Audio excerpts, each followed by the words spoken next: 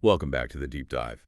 Last time, we were really getting into how the Norse language, left such a lasting mark on English grammar and vocabulary. Yeah, it was a great example of how that kind of cultural contact, even through conflict, really reshapes language itself. Absolutely. And if you found that deep dive interesting, well, the relationship we're tackling today is just as intertwined, maybe even more so over the long run. Yeah. We're looking at the historical connections between England and France, but focusing on the time before the really big one, the Norman Conquest. And we've got quite a bit of material here mapping this out. I mean, for centuries, England and France were right across the channel from each other. Their histories, their cultures, economies, politics, they just got tangled up. Naturally. And that constant closeness, that back and forth, it obviously left a huge imprint on their languages, English and French. You can almost see their development mirroring the historical ups and downs. It's really interesting when you look at the starting points, both English and French, they come from the big Indo-European family, right? Right. But they branch off very differently. Yeah, French is squarely a Romance language. It evolved straight out of Latin, the language of Rome. While English, over on the island, it's Germanic. Its roots are in those Anglo-Saxon dialects brought over way earlier. So completely different branches of the family tree, basically. Yet, here's the kicker. Our sources really hammer home. French, this Romance language, ended up being the single biggest foreign influence on English. Bigger than other Germanic languages, even. It does say something about English, doesn't it? The sources often describe it as very open, almost like it actively pulls in words from other languages. Voraciously absorbing words, yeah. The material suggests few languages have been quite that inclusive over their history. And in that huge mix of borrowed words, French is just number one. It holds the most important place. Now, the obvious first thought is, okay, invasions, military power, that must be it. Right, the conquest we'll get to. But the sources argue that just winning battles isn't enough for that deep, lasting kind of linguistic fusion. You needed more. Yeah, something deeper, tied to culture, perceived advancement. When one society sees another as more sophisticated, there's often this admiration, this imitation. In language is how culture travels, isn't it? How ideas, ways of organizing things get passed on. Exactly. And France, around the late 11th century, was definitely seen that way. French was already a developed literary language respected across Europe, almost on par with Latin in some areas. So that reputation itself created a kind of pull, a feeling in England that they needed to engage with French culture even before 1066. Precisely. And that's a really key point the sources make. French influence didn't just flick on like a switch with the Norman Conquest. There were already strong ties building before that. Especially through the ruling classes marrying across the channel, political links. Which brings us to figures like Edward the Confessor, King of England from 1042 to 1066. His background is crucial here, isn't it? His mother was Norman, daughter of the Duke of Normandy, and he spent a long time living in France himself. A very long time. So when he became king, it was natural that he brought French language and culture right into the English court. He had Norman relatives, friends. And he gave them important jobs in government, the church. Exactly. Powerful positions. So French starts appearing in official circles. And this is when we see the first French words start to filter into English. Before the conquest. Yeah, often linked to new things or ideas coming in with that Norman connection. The classic example is castle. Right. It came from French, replaced the Old English word burg for this new kind of stern fortress the Normans liked. You also see terms for court life, administration starting to pop up. So the bridge was already being built, linguistically speaking. Definitely. Those ties were real, setting a kind of stage. But let's be clear, the sources are unanimous. The game changer, the single most important event for English-French language relations. That was the Norman Conquest, no question. It wasn't just adding words anymore. It put French in charge. It made French the official language of England. Totally reshaped everything. Okay, let's dive into 1066 itself. The Norman Conquest. It wasn't just a raid, it was a full military takeover by these French feudal lords, led by William, Duke of Normandy. And the spark was King Edward the Confessor dying early that year. Crucially, he had no children. Instant succession crisis. Who gets the throne? Big time. He had multiple claimants, but two main contenders, William of Normandy and Harold Godwinson, a powerful English earl. Harold's claim came from within England, right? The Wittgenstein, the Council of Nobles, chose him. They thought it was what Edward wanted, or maybe just the practical English choice. Yeah, but William was having none of it. He claimed Edward had promised him the throne years before. And maybe more importantly, he claimed Harold had actually sworn an oath to support William's claim. When Harold was in Normandy. Some kind of guest or prisoner. The sources differ slightly, but the oath was William's justification.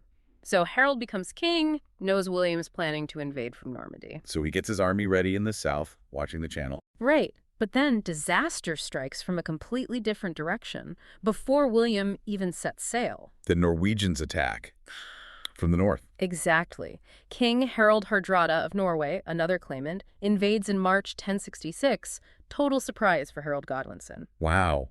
So Harold, who's waiting for William in the south, has to suddenly rush his army hundreds of miles north. Incredible speed. He marches north, fights this really brutal battle at Stamford Bridge on September 25th, and actually wins, defeats Hardrada. An amazing victory, but... But his army must have been exhausted.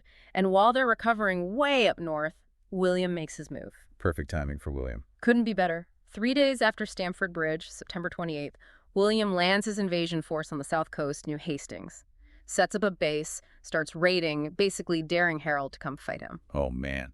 So Harold, after winning in the north, has to turn his shattered, tired army right back around and force march them all the way south again. And an unbelievably punishing march. It's incredible they even made it. And they meet William's army near Hastings. October 14th. William's Normans are relatively fresh. Harold's English troops are battle-worn and travel-weary, but determined. And the battle itself. Fierce. Lasted hours, apparently. Really back and forth. No clear winner for most of the day. Until the turning point. Until King Harold himself was killed in the fighting. That broke the English lines. His death just shattered their resolve. Yeah, leaderless, exhausted. The Normans routed them. After that, the path to London was pretty much open. The city surrendered without a major fight. And William moved quickly then. Very quickly. Christmas Day, 1066, just a couple of months later, he's crowned King of England in Westminster Abbey, William I. And that's the start of the Norman dynasty. How long did that last? It ruled England until 1154, and William himself was pretty ruthless in crushing any remaining English resistance, establishing firm control. Took a few years to stamp out all the opposition. Yeah, by about 1071, his control over England was solid. That's when he really earned that title we all know, the Conqueror. It's amazing to think that was the last successful foreign military conquest of England. The very last. William I was the last foreigner to conquer England by force, and it kicked off over 3 centuries of, essentially, French rule. Which brings us back squarely to language. The immediate impact was huge, wasn't it? Immense. French became the official language overnight. This is the start of what historians call the French era, or the Anglo-Norman period. So Norman French is now the language of the government, the courts, the army leaders, education, the ruling class. Exactly. It was the language of power, prestige, seen as sophisticated, while English, The language of the common people, the peasants. was pushed aside, seen as rough, the language of the losers, basically. So you end up with this 3-language situation in medieval England. Right. You've got French for the rulers and official business, Latin hangs on for the church, for scholarship, formal records, and then English is what most people actually spoke day to day. And with French being the language of power, written English was in trouble. A real danger, yeah. They could have faded away as a literary or formal language. This whole period, the Norman Conquest, it's seen as the dividing line, right? The end of Old English, the start of Middle English. Absolutely, the major turning point.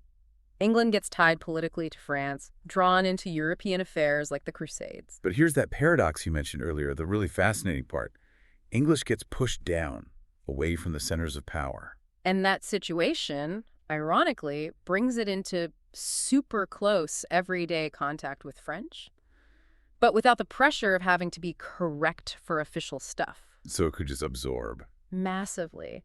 Over the next centuries, this intense contact leads to huge changes. Not just vocabulary, though the vocabulary borrowing was enormous, but also shifts in pronunciation, grammar starting to change. That's the transition to Middle English. Exactly. English starts borrowing French words like crazy, thousands and thousands of them. And they came in across the board, didn't they? Reflecting where the Normans held power. Oh, yeah. Government and law. Words like parliament, justice, judge, jury, crime, military, army, peace, battle, soldier. Nobility culture, royal, noble, fashion, jewel, feast, dance. And the famous food example. The English kept their animal names cow, pig, sheep. But the meat on the Norman lord's table got French names: beef, pork, mutton. It wasn't just adding words, it was adding layers of meaning, synonyms. Totally transformed the character of English vocabulary, made it much bigger, more nuanced. It built this incredibly strong foundation for the future. So what looked like a disaster for English being suppressed actually became the thing that forced its biggest transformation. It's an amazing linguistic story. That pressure, that displacement, was the catalyst for massive enrichment.